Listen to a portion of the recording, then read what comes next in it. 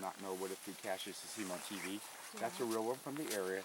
And we have pictures that are usually about 20 yards up, 20 feet up. As you're coming away from the food cache, this will actually be a push-pull boat over here, and you'll see how far you have to go. This is where they bring their supplies in. So they came from the train to Whittier or Seward. They would walk from Seward to Whittier up to Knik. There wasn't Anchorage then. There was a town called Knik. Oh, really? So this would be a boat that they'd put all the supplies and a couple guys pull like this. Some guys would get out and pull it. In that glacial water about this deep. And that water, as you'll see today, is pretty warm now, but it was brutal back then. Very, very cold. And we're going to try to restore that a little bit, but that is one of the original boats.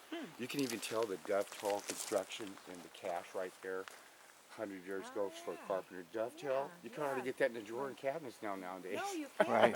You got to pay high dollar. I know, my dad was a carpenter and he was going nuts. It wasn't safe. Dovetail, yeah. We just threw it together like that. And as we come over here, this will be an actual one of the dump trucks that was used by Alaska Road Commission. It was in Talkeetna. As the mines were being developed over there, the Road Commission was all starting to put in the railroad, and that's how Talkeetna came to be.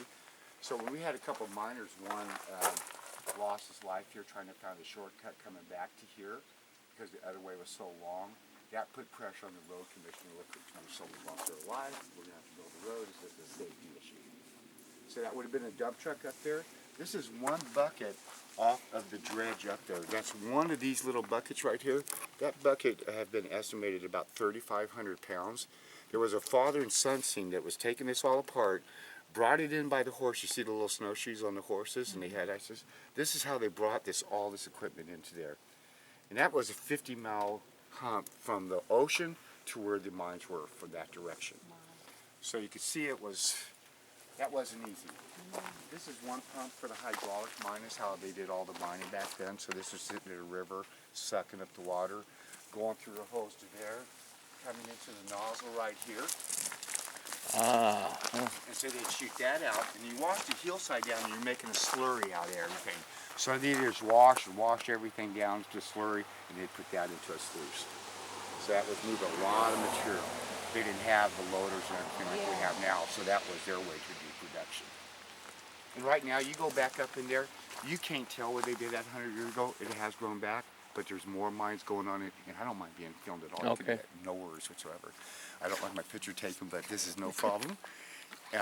So the mines back up in there were there. There's more people mining up there now than there was 100 years ago.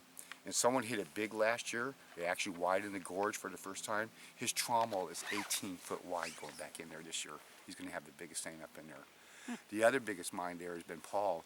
He has 12 guys work 24 hours a day. They fly in before the roads open and fly out after the roads close. So they work it all the way until the snow freezes everything up, just like on TV. And that part's real. When it starts freezing, it's over. Wow. So we'll go this way here. This is just going to start to explain why the pictures, like I said, this was the original cabin here. This is Charles Jacobs, one of their first miners here. Everybody thinks everybody had sled dog teams and pulled it in like that. You pump this in by yourself. He's lucky he had 2 dogs helping him pull, but most people carried their own supplies in 50 miles. As you look in here, this is the Ocean Cook Inlet right here, and this is where Anchorage is right now. The town site of Knik was way up here. So they'd walk from Whittier or Seward, walk through Johnson Pass, through those mountains, hop on that little boat right there, come down the boat right here into the ocean, up the Big Sioux to the mouth of the Etna, up the Etna to McDougall Slough, which is still there right now. McDougall Slough is there. It's a high-end fishing camp. And then walk from McDougall Slough to the Dutch Hills 50 miles. So you can see that's quite an ordeal to get supplies. As Talkeetna was being wrote by the Road Commission, this is now 35 miles, and this is Petersville Road now. It doesn't go over the river, but it was a shortcut for them then. So that was quite different than all the rest And there. look at their clothes. Yeah, and there was, these were some tough guys. But you know what, in retrospect, they're no tougher than we are now, because 100 years ago, that's just the way it was. That's how it was. So as they look at the pictures that we get from people now, and hopefully my granddaughter's daughter will still have this, they'll think we were tough as nails. Right. So that part's always kind of funny. We'll go up here. I'll turn the lights on and open the door.